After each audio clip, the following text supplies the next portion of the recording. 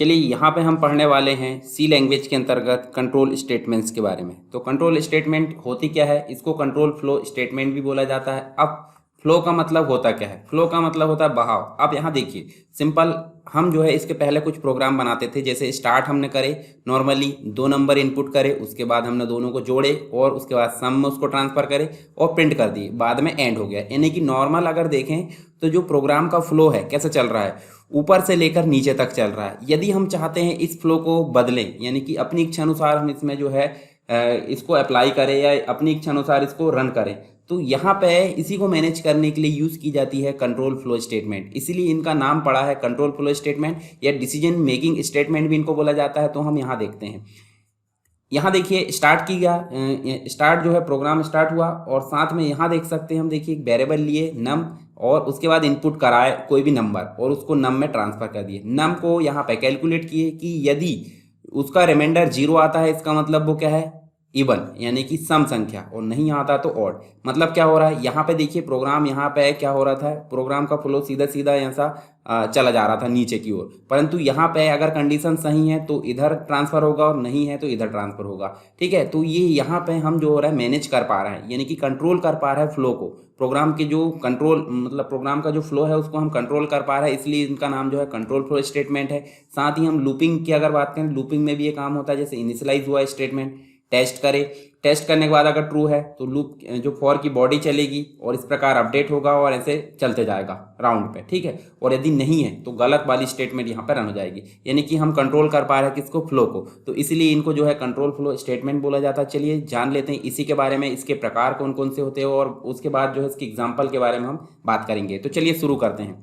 देखिए ऐसे स्टेटमेंट जिससे हम जो है किसी प्रोग्राम के फ्लो को कंट्रोल कर पाते हैं, इसलिए इन्हीं को क्या बोला जाता है, कंट्रोल फ्लो स्टेटमेंट या फिर डिसीजन कंट्रोल स्टेटमेंट या डिसीजन मेकिंग स्टेटमेंट इनको बोला जाता है। किसी भी प्रोग्रामिंग लैंग्वेज में कंडीशन के आधार पर विभिन्न कार्यों को करने की आवश्यकता होती है, उसी के लिए यहाँ पे इनको यूज़ किया जाता है कंट्रोल फ्लो स्टेटमेंट को। जैसे एक वेबसाइट की बात करें, वेबसाइट में हम डालते हैं, हमने ईमेल डाले और पासवर्ड डाले, या फिर हम जो है आईडी और पासवर्ड डाल रहा है। यदि आईडी पासवर्ड सही है तो सिंपल सी बात है वेलकम पेज खुलेगा, और नहीं है तो यहाँ पे एरर मैसेज जनरेट करेगा, यानी कि आईडी और पासवर्ड इनवैलिड यहाँ पे मैसेज आएगा। तो इसका मतलब क्या है, इसका मतलब है कि यहाँ पे जो है कंडीशन जो है लगी हुई है, यानी कि शर्त के आधार पर काम हो रहा है। तो यहाँ पे भी कंट्रोल फ्लो स्टेटमेंट का यूज़ किया गया है। इसके अलावा सी लैंग्वेज में अगर कोई प्रोग्राम बनाते हैं तो सीधा सीधा क्या होता है, ऊपर से नीचे की ओर रन होता है, और यदि हम कंट्रोल करना चाहते हैं या फिर अपने अनुसार उसको रन कराना चाहते हैं तो हम कंट्रोल फ्लो स्टेटमेंट का यूज़ करेंगे। यानी कि कंट्रोल फ्लो स्टेटमेंट जो है काफ़ी मदद करता है फ्लो को कंट्रोल करने में, और कंट्रोल स्टेटमेंट के द्वारा ही हम जो है निर्धारित करते हैं कि प्रोग्राम कैसे एक स्टेटमेंट से दूसरे स्टेटमेंट में ट्रांसफ़र होगा। तो इसी के बारे में हम देखने वाले हैं। तो यहाँ पे हमको 2 चीज़ें देखने को मिलती है, एक तो कंडीशनल जिसे हम जो है ब्रांचिंग भी बोलते हैं, ब्रांचिंग स्टेटमेंट भी इसको बोला जाता है। ठीक है, और ये जो है लूपिंग, लूपिंग के अंतर्गत हम देखें तो कुछ यहाँ पे कंडीशंस आती है, कुछ लूपिंग स्टेटमेंट आती है। जैसे कि हम देखें फॉर लूप आता है।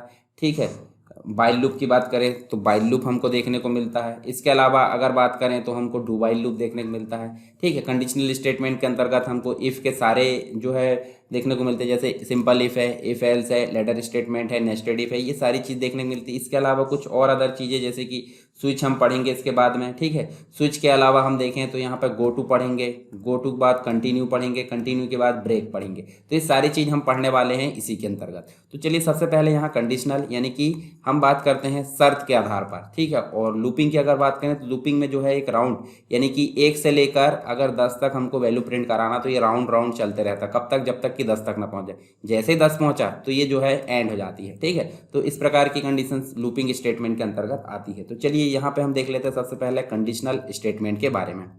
तो कंडीशनल स्टेटमेंट में सबसे मुख्यतः अगर देखें तो इफ़ आता है, और इफ़ के अंतर्गत अलग अलग वेरिएंट देखने को मिलते हैं। जैसे एक सिंपल इफ़ देखने को मिलता है, यानी कि अगर यहाँ शर्त कैसी होती है, अगर कंडीशन सही है तो ट्रू वाला जो ब्लॉक है वो रन होगा, और यहाँ पे फॉल्स ब्लॉक नहीं रहता है। ये रहता है कि नहीं रहता, परंतु इफ एल्स में आपको दोनों देखने को मिलेंगे, ट्रू भी देखने को मिलेगा और फॉल्स भी। यानी कि अगर आपकी शर्त सही है तो ट्रू वाला ब्लॉक रन होगा, और गलत है तो फॉल्स वाला ब्लॉक रन होगा। नेस्टेड इफ में क्या होगा, नेस्टेड इफ में आपको एक इफ के अंतर्गत मतलब एक शर्त लगाई गई, फिर उसी के अंतर्गत फिर दूसरी शर्त हम लगा सकते हैं, यानी कि इफ के अंदर ही इफ यूज होगा। ठीक है, यहाँ पे सिर्फ एक ही इफ था और एक एल्स था, पर यहाँ पे इफ़ के अंतर्गत फिर एक और इफ़ लगेगा, यानी कि मल्टीपल जो कंडीशन है वो लगाई जा सकती है, उसी को यहाँ पे नेस्टेड इफ़ के अंतर्गत बोला जाता है। और एल्स भी लास्ट में लगता है। फिर एल्स इफ लेटर स्टेटमेंट, यानी कि दो से अधिक अगर कंडीशंस है उनको चेक कराना। जैसे मान लीजिए हमको 3 नंबर हमने इनपुट करा और तीनों में से आपस में हमको दिखाना है कि बड़ा कौन है छोटा कौन, तो हम यहाँ क्या कर सकते हैं, जैसे हमने इसमें लिए नेस्टेड इफ में, उसी प्रकार इसमें भी हम जो है इसको चेक करा सकते हैं। इसका उदाहरण हम दूसरा देखें तो यहाँ पे हम जो है जैसे परसेंट, आपको पता चल गया होगा परसेंट कैसा होता है। परसेंट अगर 75 से ऊपर आया है तो ए प्लस ग्रेड मिलता है, अगर 60 से ऊपर आया है तो ए मिलता है, 50 से ऊपर आया तो बी मिलता है, 40 से आया तो सी मिलता है। इस प्रकार देखिए 1 2 3 4, यहाँ 4 कंडीशन हो गई, यानी कि 2 से अधिक है। तो इस प्रकार की कंडीशन के लिए यहाँ पे एल्स इफ लेटर स्टेटमेंट का उपयोग किया जाता है। तो चलिए एक एक करके हम जान लेते हैं। सबसे पहले जानेंगे सिंपल इफ के बारे में। तो पहले हम जो है इनका एग्जाम्पल देख लेते हैं। एग्जाम्पल समझ लेंगे तो हमको जो है सारी चीज़ें यहाँ पे थ्योरी समझ में आ जाएगी। तो चलिए यह एग्जाम्पल यहाँ पे मैंने जो है पहले से बनाकर रख लिया हूँ ताकि आपका टाइम वेस्ट ना हो। हम जो है सिंपल इफ में काम करते हैं। पहले सिंपल इफ की अगर बात करें तो सिंपल इफ में देखिए सबसे पहले हमने जो है प्री प्रोसेसर डायरेक्टिव्स लिए, इंक्लूड करके stdio.h यानी हेडर फाइल को हमने इंक्लूड कर ली प्रोग्राम में। अब हेडर फाइल आपको पता होगी stdio.h, ये प्रिंट ऐप और स्कैन ऐप के लिए यहाँ पे काम करती है। ठीक है, मतलब प्रिंट ऐप और स्कैन ऐप अगर यूज़ करना है प्रोग्राम में तो इसको हमको इंक्लूड करना ही होता है। फिर मेन फंक्शन लिए, मेन का जो रिटर्न टाइप है इंट दे दी, हम इसको वॉइड भी दे सकते हैं। ठीक है, करली ब्रैकेट स्टार्ट करें हमने यहाँ से और इंट करके एक्स लिए, एक्स में हमने 1 दे दिए। ठीक है, और 1 दिए हैं, उसके बाद इफ लगाए हैं। अब इफ लगाए हैं तो इफ में जो है क्या लिखे हमने ब्रैकेट के अंदर, देखिए यहाँ सेमीकोलन नहीं लगेगा क्योंकि इफ का जो कंप्लीट है वो यहाँ तक चल रहा है। तो मतलब ये इफ की शुरुआत है, इसलिए जहाँ शुरुआत होती है वहाँ टर्मिनेशन नहीं लगाया जा सकता, क्योंकि सेमीकोलन का मतलब होता है टर्मिनेट करना। जहाँ भी सेमीकोलन लगा दिया यानी कि वो लाइन टर्मिनेट हो गई। जैसे यहाँ वेरिएबल डिक्लेरेशन और इनिशियलाइजेशन एंड हो चुका है, इसका मतलब है कि यहाँ टर्मिनेट किया जा सकता है। इसी के जैसे प्रिंट का जो काम है वो यहाँ तक खत्म हो गया, यानी कि इसका भी टर्मिनेशन हो सकता है। रिटर्न का काम भी यहाँ तक खत्म हो गया। अब इंट मेन है, मेन का काम यहाँ खत्म हुआ कि नहीं हुआ, क्योंकि मेन के अंदर सारी बॉडी है। तो जहाँ टर्मिनेशन नहीं करना, मतलब जहाँ एक लाइन में एंड नहीं हो रहा है यानी कि टर्मिनेशन नहीं करना है। तो चलिए इफ़ लगा के हमने ब्रैकेट के अंदर लिए, एक्स बड़ा है 2 से। अब यहाँ एक्स की वैल्यू कितनी है 1, तो यहाँ बड़ा रहेगा क्या? बिल्कुल नहीं रहेगा। तो वैल्यू ऑफ एक्स और मॉड्यूल डी एक्स यहाँ प्रिंट होगा क्या? बिल्कुल नहीं होगा। क्यों? क्योंकि जब एक्स की वैल्यू बड़ी रहेगी 2 से, जबकि वैल्यू है 1, तो हम रन करा के देखते हैं कुछ आएगा क्या? ब्लैंक आएगा, यानी कि कुछ भी नहीं आएगा। देखिए यहाँ पे कुछ भी नहीं आ रहा। मान लीजिए इसकी वैल्यू मैं कर देता हूँ 10, तो अभी x की वैल्यू क्या हो गई? 2 से बड़ी है, तो देखिए 2 से बड़ी मतलब 10 है। सिंपल सी बात, ये आंसर आपका प्रिंट हो जाएगा, यानी कि x की वैल्यू 10 है तो x की वैल्यू अभी प्रिंट हो जाएगी 10। ठीक है, तो यहाँ देखिए वैल्यू ऑफ x इज 10, मतलब क्या हो रहा है? जब सही कंडीशन है, सही है ये कंडीशन, तभी ये वाला ब्लॉक रन हो रहा है, नहीं तो नहीं हो रहा है। तो मतलब क्या है कि सिर्फ एक कंडीशन पर काम कर रहा है, इसलिए इसको बोला जाता है सिंपल इफ बोला जाता है। ठीक है, अब दूसरा जो इफ़ की है बात करें तो यहाँ पे देखिए सही के साथ में गलत भी यहाँ पे यूज़ होता है। देखिए यहाँ इंक्लूड stdio.h, अब यहाँ इंट की जगह वॉइड भी ले सकते हैं, तो ये तो कोई दिक्कत नहीं है, आपको बार बार लेते बन जाता होगा। हम बात करते हैं यहाँ पे इंट, हमने एज नाम से एक वेरिएबल लिए, एज वेरिएबल लिए, प्रिंट एफ करके हमने क्या करे हैं? एंटर यूर एज और स्लैश एन मतलब लाइन, न्यू लाइन में आ जाएगा। तो एंटर यूर एज मतलब यूज़र एंटर करेगा एज। मान लीजिए उन्होंने 20 एंटर कर दिया, तो एज कहाँ चली जाएगी? मॉड्यूल डी, यानी कि स्लैश जो मॉड्यूल डी है फॉर्मेट, यहाँ देख सकते हैं हम फॉर्मेट स्पेसिफायर है, तो ये जो है इंटीजर की वैल्यू को कहाँ ले जाएगा? एज में। और किसके थ्रू ले जाएगा? %, के थ्रू। कॉमा लगाया हमने क्योंकि दो स्ट्रिंग को आपस में जोड़ने का काम करता है। देखिए ये जो अलग वेरिएबल हो गया और ये हो गई हमारी स्ट्रिंग डबल कोट के अंदर, मॉड्यूल डी लगाया है फॉर्मेट स्पेसिफायर। अब इफ़ करा के एज चेक कर लिए, बड़ा है या बराबर 18 के। मान लीजिए 20 एंटर कराए हैं तो बड़ी है, तो सिंपल सी बात है बड़ी है तो ये वाली जो ब्लॉक है ट्रू वाली, you are eligible for vote. और यदि 18 से छोटा हम इनपुट कराते 15 तो एल्स वाला ब्लॉक रन होगा। अब देखिए यहाँ करली ब्रैकेट स्टार्ट और एंड करें, मतलब इफ़ वाले ब्लॉक के लिए करली ब्रैकेट स्टार्ट और एंड करें और प्रिंट लिखें, फिर एल्स के लिए भी करली ब्रैकेट स्टार्ट करें और एंड करें, यहाँ पे प्रिंट लिखें। तो यहाँ पे अगर ट्रू है तो ये वाला ब्लॉक रन होगा और फॉल्स है तो ये वाला ब्लॉक रन होगा। चलिए इसको रन करके देखते हैं। यहाँ हमने रन करे और हम एंटर कराते हैं एज। मान लीजिए हमने 25 एंटर करा यानी कि 18 से बड़ी है, तो देखिए you are eligible for vote. यदि मान लो मैं यहाँ पे इनपुट कराता हूँ 15 या 16, तो 18 से छोटी है तो देखिए you are not eligible for vote, मतलब बोर्ड देने के लिए आप एलिजिबल नहीं हो। तो आई होप ये प्रोग्राम आपको समझ में आ गया होगा। किसका है ये? सिंपल इफ नहीं, ये एल्स इफ का है, यानी कि सही कंडीशन भी है और गलत कंडीशन भी, यानी कि ये अगर सही है तो ये वाला रन होगा और गलत है तो ये वाला रन होगा। ठीक है, अब बात करते हैं हम किसकी? नेस्टेड इफ की। नेस्टेड इफ का मतलब क्या होता है? नेस्टेड इफ का मतलब होता है कि आपकी जो कंडीशन है, मतलब यहाँ पे एक कंडीशन अगर सही हो जाती है तो एक और कंडीशन चेक कराई जाएगी, मतलब डबल कंडीशन। जैसे उदाहरण के तौर पे अगर बोला जाए कि आप जो है, जैसे आपको बोला जाता है कि आप कॉलेज जा रहे हो, ठीक है, तो आपको बोला जा रहा है कि सीधे कॉलेज जाना, और दूसरी कंडीशन सीधे कॉलेज जाना, इसके अलावा यदि आप समय पे घर नहीं आते तो आपको पनिश मिलेगा, मतलब आपको पनिश किया जाएगा। तो पहले तो बोला जाएगा कि आप सही या तो आप सीधे कॉलेज जाओगे, नहीं तो आपको जाने नहीं दिया जाएगा, और जब कॉलेज जाओगे तो सीधे घर आना। ठीक है, तो उसके लिए यहाँ पे डबल कंडीशन हो गई, यानी कि देखिए एक्स बड़ा है वाई से, फिर एक्स बड़ा है जेड से। देखिए एक्स बड़ा है वाई से भी और एक्स बड़ा है जेड से भी। पहले कंडीशन चेक कराई गई वाई के साथ में, फिर जेड के साथ में, तो एक्स बड़ा माना जाएगा। ठीक है, और यदि x बड़ा है बाय से परंतु x बड़ा नहीं है जेड से, तो क्या बड़ा होगा? देखिए x तो बड़ा हो गया किससे? बाय से, तो x बड़ा हो गया और x से बड़ा क्या हो गया? जेड, तो सिंपल सी बात जेड बड़ा होगा। अब ये जो है ये वाला तो हो गया फर्स्ट वाला ब्लॉक, यानी कि सही वाला। अगर ये सही है तो अंदर जाएगा और नहीं है सही तो एल्स वाले ब्लॉक में आकर चेक करेगा। बाय बड़ा है जेड से तो जेड प्रिंट होगा, और जब बाय बड़ा नहीं है जेड से, सिंपल सी बात है जेड बड़ा है। तो देखिए यहाँ एक इफ के अंतर्गत दूसरा इफ लगा है, यहाँ देखिए तो इफ के अंदर इफ लगा, यानी कि नेस्टिंग, इफ की नेस्टिंग यानी नेस्टेड इफ कहलाएगा। तो यहाँ हमने यूजर से क्या ली है?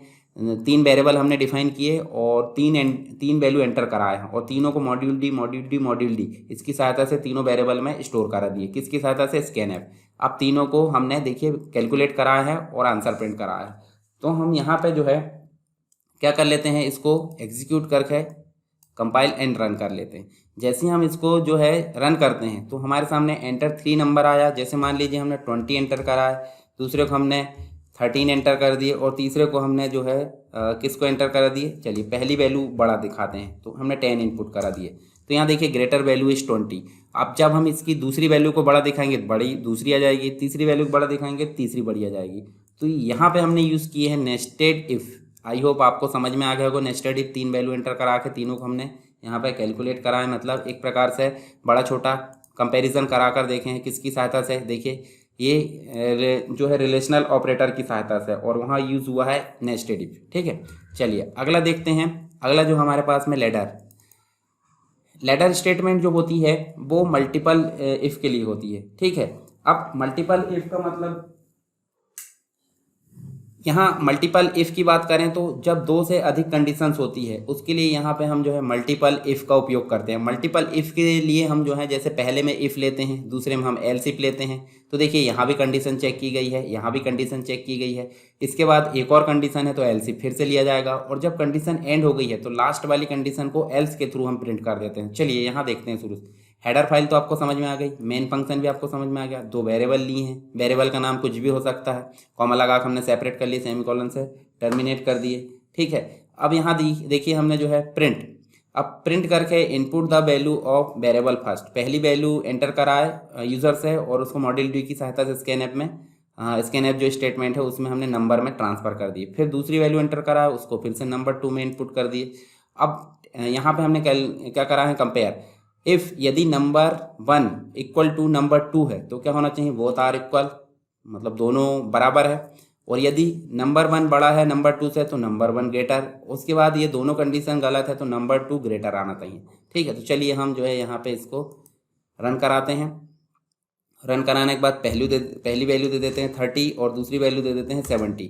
तो यहाँ देखिए नंबर 2 इज़ ग्रेटर। यदि हम पहली वैल्यू को बड़ा करते हैं, चलिए फिर से रन करते हैं, 33 और 22, यहाँ देखिए number 1 is greater than number 2। ये देखिए इस प्रकार से हम जो है ले सकते हैं। और यदि दोनों बराबर करेंगे तो क्या होगा? जैसे मान लीजिए हम 22 और 22, देखिए यहाँ पे number 1 is equal to number 2। इसका मतलब है कि हमारी सारी लाइंस, ये सारे ब्लॉक यहाँ पे रन हो चुके हैं। तो हमारा जो लेटर स्टेटमेंट है वो आपको यहाँ पे समझ में आ गया होगा। ठीक है, अब इसके बारे में थोड़ी सी जानकारी ले लेते हैं यहाँ पर थ्योरी के अंतर्गत। तो देखिए हमने चारों के बारे में एग्जांपल देख लिए। एक तो सिंपल इफ भी देख लिए, इफ एल्स भी देख लिए, नेस्टेड इफ भी देख लिए, और एल्स इफ लेटर स्टेटमेंट भी देख लिए। चलिए यहाँ पे जो है इसका सिंटेक्स हमने क्या देखे थे, कंडीशन चेक कराई जाती है और ट्रू वाला ब्लॉक रन होता है। यहाँ पे फॉल्स ब्लॉक रहता है कि नहीं रहता, तो ये कहलाती है कौन सी, सिंपल है। ठीक है, इसके बाद हम इसका एग्जांपल देखे थे। यहाँ देखिए हम x की वैल्यू 6 ले सकते हैं और x की वैल्यू बड़ी है 2 से, तो यहाँ पे वैल्यू ये वाली प्रिंट होगी और नहीं तो कुछ भी प्रिंट नहीं होगा। ठीक है, उसके बाद एल्स वाले में लिए थे हमने, मतलब इफ एल्स में, तो यहाँ हमने कंडीशन चेक करा है, सही है तो ट्रू ब्लॉक और नहीं है तो एल्स वाला ब्लॉक रन होगा। ठीक है, तो जैसे इसका अगर डायग्राम भी देखें तो डायग्राम में देखिए कंडीशन चेक करा है, ट्रू वाला ब्लॉक रन होगा, सही है तो, नहीं तो फॉल्स वाला, और आखिरी में स्टेटमेंट एंड हो जाएगी। ठीक, यहाँ पे भी देख सकते हैं स्टार्ट इनपुट वैल्यू, अगर एक्सप्रेशन सही है तो ये वाला ब्लॉक रन होगा और नहीं है तो ये वाला ब्लॉक रन होगा, बाद में स्टॉप हो जाएगा। इसके अलावा एक और फ्लो चार्ट देखिए, एंटर एनी नंबर, हमने पॉजिटिव नंबर अगर चेक करा 0 से बड़ा है तो पॉजिटिव, नहीं है तो नेगेटिव। ठीक है, इस प्रकार हम करा सकते हैं। तो इसके एग्जाम्पल भी देखिए, एज से हमने कराए थे, एज हमने इनपुट करा है यूज़र से और यहाँ पे एज में डाल दिए, एज बड़ा छोटा यहाँ चेक करा लिए, अगर सही है तो ट्रू वाला ब्लॉक और नहीं है तो एल्स वाला ब्लॉक रन होगा। ठीक है, नेस्टेड इफ की बात करें तो नेस्टेड इफ में क्या होता है, एक इफ मल्टीपल कंडीशन को चेक करने के लिए हम इसका उपयोग करते हैं। तो एक कंडीशन हमने चेक किए, अगर वो कंडीशन सही है तो दूसरी कंडीशन चेक किए, अगर ये भी कंडीशन सही है तो ये वाला स्टेटमेंट रन होगा और नहीं है तो ये वाला स्टेटमेंट रन होगा। ठीक है, और यदि पहली ही कंडीशन गलत मिल गई तो यहाँ पे ये जो है ये स्टेटमेंट यहाँ रन होगा, आखिरी में स्टॉप हो जाएगा। ठीक, तो ये हमने देखे थे। देखिए पहली कंडीशन चेक करा है, फिर दूसरी इसके अंतर्गत कंडीशन चेक करा, इसका ट्रू वाला रन होगा, अगर ये गलत है तो इसका फॉल्स वाला रन होगा, और यदि यही गलत है तो इसका एल्स वाला यहाँ पे रन हो जाएगा। ठीक है, तो इसके एग्जांपल भी हमने देखे थे, 3 नंबर इनपुट कराकर ग्रेटर देन लेस देन वाला देखे थे, मतलब एक्स को बड़ा दिखाए एक्स को छोटा, ये सारी चीज़ हमने देख ली है। ठीक है, फिर लैडर स्टेटमेंट मतलब मल्टीपल, जैसे बहुत सारी कंडीशंस एक साथ चेक करना है और जो सही है उसको रन करे, तो इसके लिए हम जो है एल्स इफ लैडर स्टेटमेंट लेते हैं। तो इसके लिए देखिए इफ लगाए और अगर ये सही है तो ट्रू ब्लॉक रन होगा, अगर नहीं है तो फिर से एल्स इफ लगाए, ये सही है तो फिर ये ब्लॉक रन होगा, फिर नहीं है तो फिर एल्स इफ लगाए, तो इस प्रकार ये चलते रहता है और लास्ट में आखिरी में हम एल्स लगा देते हैं और इनके अलावा जो कंडीशन रहती है वो रन हो जाती है। ठीक है, मतलब जो ब्लॉक है वो रन हो जाता है। उसके लिए हमने num1 और num2 करके 2 वेरिएबल लिए और दोनों को हमने एल्स इफ लैडर स्टेटमेंट के थ्रू रन कराकर देखे थे। तो आई होप ये सारी चीज़ आपको क्लियर हो गई होगी। हमने जो है कंट्रोल फ्लो स्टेटमेंट के अंतर्गत, ब्रांचिंग के अंतर्गत इफ़ के सारे जो वेरिएंट है वो यहाँ पे देख लिए हैं, उनके बारे में समझ भी लिए और उनके एग्जांपल भी हल कर लिए। आई होप आपको समझ में आ गया होगा। फिर भी अगर कोई डाउट है तो आप मुझे कमेंट बॉक्स में बता सकते हैं। इसके अलावा आपको वीडियो पसंद आया या फिर कोई सजेशन है, सारी चीज़ आप कमेंट बॉक्स में बता सकते हैं। वीडियो को लाइक ज़रूर करें और शेयर करना बिल्कुल भी ना भूलें।